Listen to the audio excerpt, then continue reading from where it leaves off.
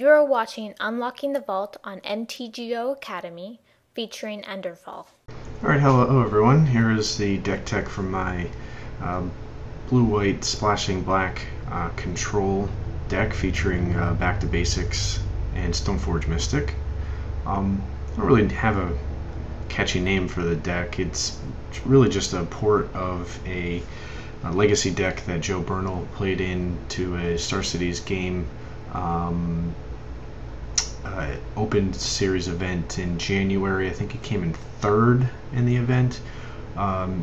This was kind of his iteration, or that deck was his iteration of trying to prey on the Stoneforge Mystic decks and True Name Nemesis decks that are running through the format, mostly the Stoneblade and Miracles types decks that he would kind of have a leg up in the mirror match by using Back to Basics.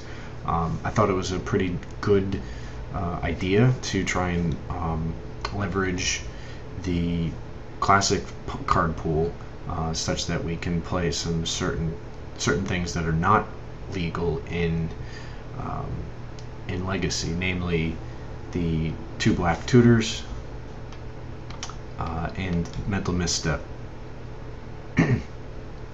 So the heart of the deck is a control deck at heart. There is the card searching, drawing, and permission suite with a pretty standard fare of selection.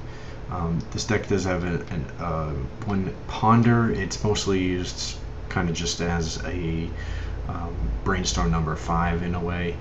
It allows you to dig for certain things, especially in post-sideboard games, but for the most part it's just something that you can use to try and find some of the things that you're looking for in the mid to late game. Early game you could theoretically use it as looking for a land. If, say, you've got 2 in your hand, you're looking for your 3rd because you want to get Back to Basics or cast a True Name Nemesis or something like that. But for the most part, it's mostly a mid to late game card where you can kind of dig a little bit further. Obviously, Classic has access to these 2 tutor spells, which are the best in the business. They can find just about any card in the deck you need at any given point in time. That's really the only reason why this deck splashes black at all. And you can see from the mana base it has only 2 black sources, a basic swamp and 1 underground sea. So there's plenty of lands to fetch them. You can use the marsh flats to get the basic swamp or the underground sea, in addition to anything but a basic island.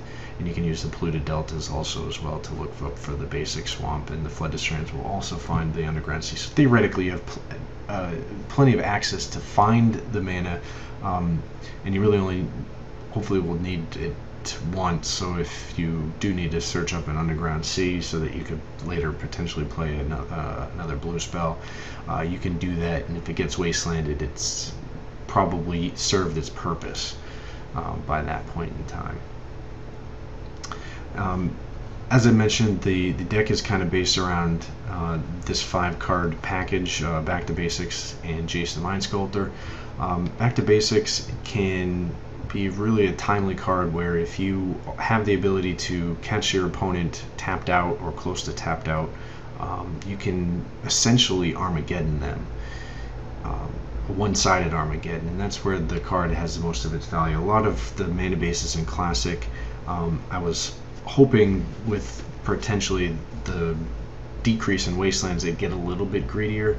Obviously with the workshop decks in particular, not Affinity but workshop themselves, for the most part right now disappearing until someone can find a better way to play them, you're really only worried about fish decks and Affinity packing wasteland, and there's a lot of control decks. Now there's the standstill decks that play wasteland, but for the most part the other blue control decks do not play wastelands. Even Oath, they might have 1 wasteland and 1 strip mine at most. So there's not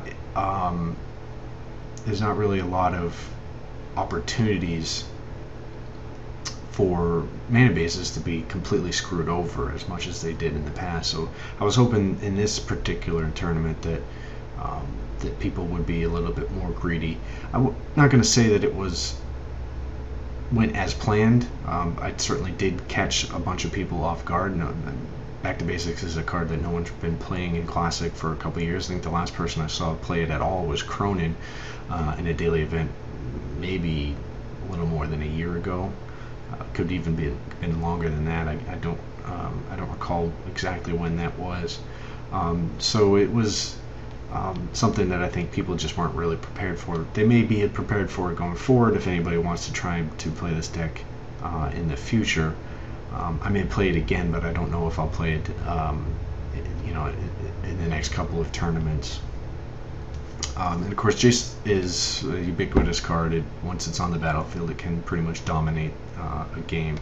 I wish I could have access to more than 2, but there was kind of a crunch in terms of cards to be able to fit in everything else that I wanted to do. So in terms of removal package, there's this 7-card package here. You've got Swords of Plowshares for spot removal, the best spot removal card in the game. Engineered Explosives can deal with some tricky permanents as well as creatures. It's a pretty well versatile card, and we can, with this mana base, support up to 3 converted mana costs, which is pretty important. Although you have to be cognizant, if you've got a Back to Basics on the board, that you don't blow up your own Back to Basics or even a True Name Nemesis with that. So typically it's set to 1 or 2, but you could, if the board state is worthwhile for you, you could also charge it up to 3. I included a pair of Supreme Verdicts. I thought there would be a lot more creature decks, or at least I would run into a lot more creature decks. The card is obviously great at clearing a board of a bunch of creatures because it cannot be countered. And it also is convenient because it is a blue spell. It can be pitched to force if you've got no better use for it at the time. So it's a pretty interesting card. I think if I was to find room for a 3rd Jace, it might be in place of one of the Supreme Verdicts.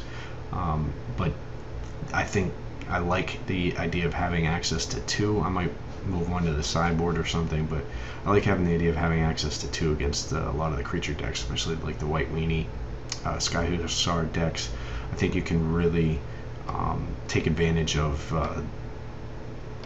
them extending their board state, maybe getting a 3 or even a 4 for 1 off this one spell, and even as a 2 for 1, it's not too terrible.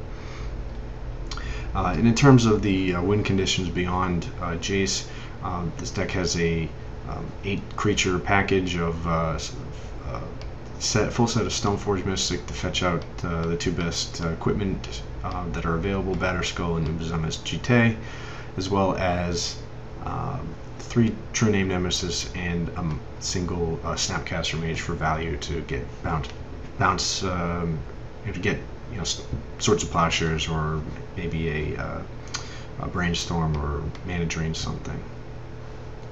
But it's nice as to have this kind of a one-of in certain instances. And in practice, I've had certain games where he's actually been the win condition, just attacking for 2 every turn. Sometimes it just does go the way, and he can suit up with a piece of equipment to end the game a little bit faster. In terms of grabbing an equipment, it's usually 75% of the time you're grabbing a Batterskull. But against other creature decks, Jite can have a significant value. So that is the main deck. Looking at the sideboard, there's a few things I was trying to be cognizant of. I thought there might be some Storm, although with the announcement that LED is being reprinted, I think there might be an opportunity for the next few weeks until LED is actually printed in the promo, where Storm might not be present in the metagame at all. And these are basically just an uncounterable counter spell for the time being. So I think going forward I might go down to 1 and just leave a Flusterstorm in the main deck. Against Oath, have a 5-card package here, 2 Grafdigger's Cage and 3 Ley Lines. Playing white gives the ability to hardcast Ley Lines, so I don't want to have necessarily 4 because I don't need it on turn 0. I don't need to draw it in my opening hand in order to get value out of it. In Grafdigger's Cage, this is a pretty useful card. It shuts off your own Snapcaster Mage, but we only have 1 in the deck anyway, so it's not quite a big deal. Against Dredge, again, the 2 Grafdigger's Cage and the best anti-Dredge card there is, Ley Line of the Void. This is a card that you definitely want to try and get in your opening hand so that you can shut them off of dredging and whatnot immediately. Another permission card, the 4th Mental Misstep, is in the sideboard. That's mostly for other control matches where you're trying to counter their mental missteps or spell pierce or something along those lines. Pithing Needle is kind of a catch-all against many different decks. It's pretty useful to turn off a lot of different things. And I have a couple Thoughtseize. Again, this is more of a concession to combo, but you can also bring that in against other control decks. So that is the deck in a nutshell. I hope you enjoyed the matches.